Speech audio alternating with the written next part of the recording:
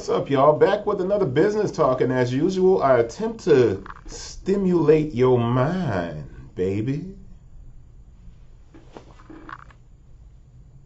All right, sorry about that. Okay, this is where I'm going today, man. W-21 is the store you've never heard of, but well, and rightfully so. If we're in the U.S., the store is in the Netherlands.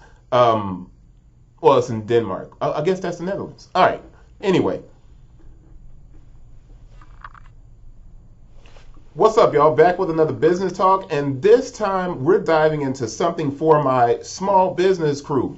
Now, could it pertain to the big brands? Of course it is, because it begins with one of the bigger brands that we don't speak about, but who has basically introduced a concept that I've been talking about for about 4 years. Well, they didn't introduce it. It's not like it's new. It's been there for a while. It's a store you've never heard of, but it's a store you should actually look up and kind of think about a lot. ECCO is a brand I basically got really into a few weeks ago when a friend of mine, a peer who went over there to Denmark to work, you stays, my guy.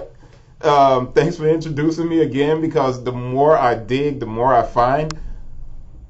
ECCO has a concept store. The store is called W21. It's for the location on the street, if you're reading this over here on the side, in Amsterdam's iconic 9 streets, right? It's an experimental footwear store. But the store speaks to something that I started discussing years ago, and that was what big brands can learn from indie retail. I want to repurpose this article. I'll put it down here in the description because I know you probably didn't read it. It was written in 2016, and it was about Kith, and the link through came from Footwear News.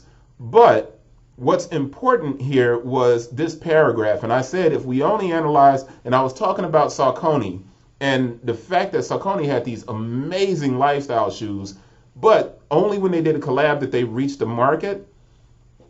And I said that one of the easiest fixes they had was looking at small, big cities and considering connecting to the commissions. Now, like in Memphis, we have a downtown commission. In St. Louis and all these other places, you have these cities renovating and building up areas of cities that have been kind of decimated by poverty or businesses leaving, right? But those commissions help you to get buildings that are extremely cheap. So for this instance, I'm like, okay, consider that Under Armour or a brand like this is spending $250 million a year on advertising. A brand like Saucony is small. It's not going to spend that much on advertising. However, if a brand like Saucony looked at a city like Memphis, Detroit, St. Louis, or Cleveland, or other areas that are currently rebuilding their downtowns, they could literally land a location for about $15,000 per year. They could use a skeleton crew for those locations of 1 to 3 people at $100,000, $50,000 for the manager, $25,000 for 2 part-timers, and then build a store out of basically build a store out for $10,000, and that store could operate both online and retail and generate $500,000 per store. How do I know that? Because I generate $1 million every 18 months by myself. I do all of the packing and shipping, and then I have people that I buy from, and I buy from stores in resale. So you can't tell me that I'm wrong, because I already know that I'm right. But why did I introduce this, and why am I saying I'm switching it to guys that are thinking about starting businesses?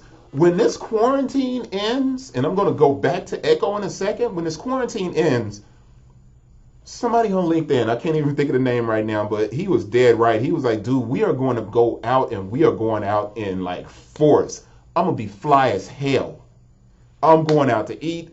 I'm going out to enjoy myself. I'm going to take my family to different places, and I'm going to look damn good when I'm doing it, which means I probably won't be wearing Nike because I'll be dressing up. Luxury and fashion is going to increase as this pandemic winds down. People are going to want to start going out, eating fantastic food, and enjoying ourselves. And that lends itself to the idea of the boutique format. So, just for evidence, Bodega is a store in Boston. They created a concept called series, where they take a space and they curate the entire space around one capsule. So let's go down here and look. They did Nike times TDE. They did this Ralph. Let me pause that because it's probably going to get pretty loud. But what they did was they came up with a concept for launches that are smaller launches, right? So they build out a space, it's curated, and it's for a particular launch every month. Now, I don't know if it's still running. Somebody in Boston would have to hit me to whether they're still doing this. Probably not, since the pandemic just crushed 2020. But as we begin to open back up and this idea of a curated space comes into play, if you're a small business dude and you're in your head saying, yo, I'm going to open a resale shop, forget the resale shop stuff, man. You're fighting a battle that everybody's trying to fight in. Somebody cater to me. Please cater to me. I buy a crap load of shoes. The people I know, 30s, 40s, 50s, they buy a crap load of shoes. We are the original sneakerhead community that was not called a sneakerhead. We just loved sneakers, and we still do. We like an elevated experience. And if you give this to us, yeah, this is probably for a younger crowd, but I guarantee you there were 40-somethings in this place checking out this layout. Now, let me go back to ECCO. And the reason I brought up ECCO, you need to peep this, right? So here's the page, and here are some of the shoes and the boots that are on here. But they also do this customization inside of the space where they will 3D print your insole. And I don't care what. If you get older cats like me who go in and play ball our entire lives, and we have these crazy injuries where we wake up and everything's hurting and we need better footwear, and we know that we can walk into a space where they might 3D print our insoles, I'm going, and I'm going to spend $200 on a pair of sneakers, or I'm going to spend $300 on an insole that's 3D printed. But what I need you to look at right now, not even Quant U, I'm going to the bottom of the page here. Actually, I'm going to go back to the home page, and I'm going to go to the store location on Google Maps and look at this space. It's not giant. It's not a huge flagship or anything else. It's a space, right, that looks like it's perfectly situated in a downtown that's rebuilding, or an area that's rebuilding, and it is gorgeous. I ain't even talking that much now. I'm going to go through these pictures because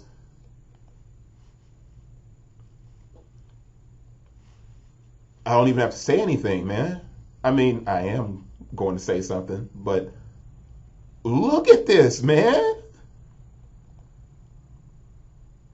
Educational,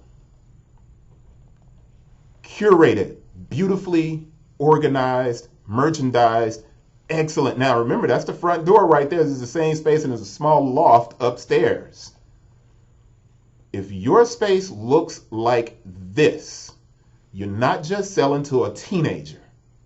You're selling to me, people that just graduated from college, older people who need better footwear.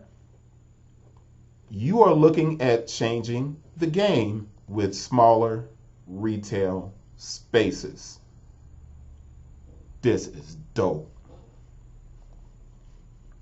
This is dope. That's it, y'all. I'll see you on the next one. I'm just going to sit here and go through these pictures and be like, wow, this is how you do it right. W21 ECCO. Peace, y'all.